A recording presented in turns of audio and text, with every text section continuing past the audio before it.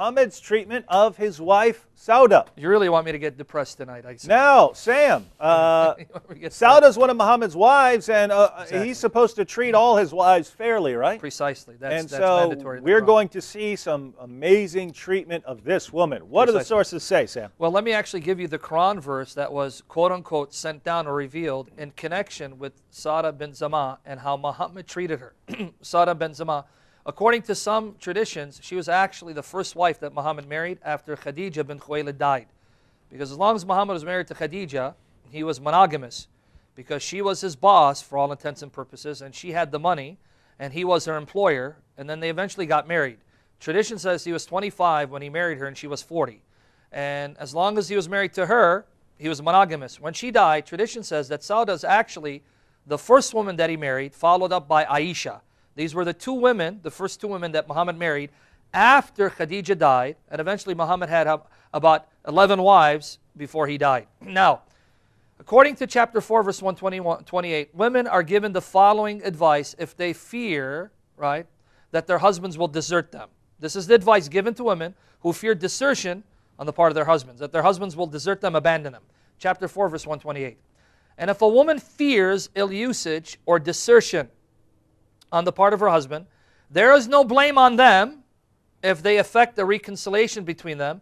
And reconciliation is better. There's no blame if they try to reconcile the situation so the husband doesn't abandon the wife. And avarice has been made to be present in the people's minds. And if you do good to others and guard against evil, then surely Allah is aware of what you do.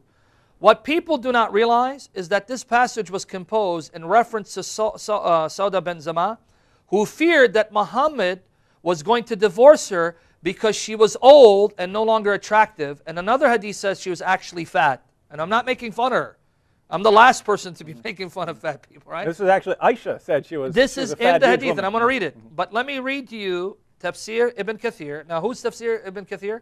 Or this Tafsir is written by who? Ibn Kathir. And you can read this online by going to www.Q, the word Tafsir, Q-Tafsir, TAFSIR.com.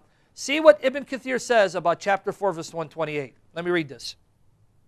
Making peace is better than separation. An example of such peace can be felt in the story of Sauda bint Zam'ah, who when she became aged, the Prophet wanted to divorce her, but she made peace with him by offering the night he used to spend with her to Aisha so that he would keep her. Did you see what happened here? Muhammad wanted to divorce her because she became old, she became aged. She made a deal with Muhammad, look, don't divorce me, keep me as your wife, but you don't have to visit me on the day of visitation, because according to tradition, Muhammad assigned a specific day to each one of his 11 wives. Later on, there were 9 because 2 had died. And so she said, look, let's say Thursday was her day. You don't need to visit me anymore on Thursday. You can visit Aisha, your favorite wife, on that day. So now Aisha has now 2 days assigned to her. The day that was originally hers, and now Sauda's day has been transferred over to Aisha. Now remember, if Muhammad is a prophet of mercy, what would we expect Muhammad to do? No, Sauda, don't worry about it. I'm going to continue to visit you. I'm not going to divorce you. After all, I love you. You are my wife. He goes, okay, I accept your deal. I'll keep you as my wife, but I won't visit you anymore. I'm going to visit Aisha instead. Let me read the rest of it. Abu Dawood al-Taylisi recorded that Ibn Abbas said, Sauda feared that the Messenger of Allah might divorce her, and she said, O Messenger of Allah, do not divorce me. Give my day to Aisha. And he did. The 2 Sahihs, Bukhari and Muslim, recorded from Aisha, who said, this is now Aisha saying this, that when Sauda bint Zam'ah became old, she forfeited her day to Aisha, and the Prophet used to spend Sauda's night with Aisha. Making peace is better. It refers to the wife relinquishing some of her marital rights and its acceptance of the offer. So Sauda relinquished some of her marital rights, rights that belonged to her, so that Muhammad would keep her, Muhammad wouldn't divorce her. Now remember, we are told that Muhammad is a prophet of mercy to all creatures. Was this merciful? Did Muhammad actually show mercy to this aged wife, a woman who was old, whom he wanted to divorce because she was no longer attractive?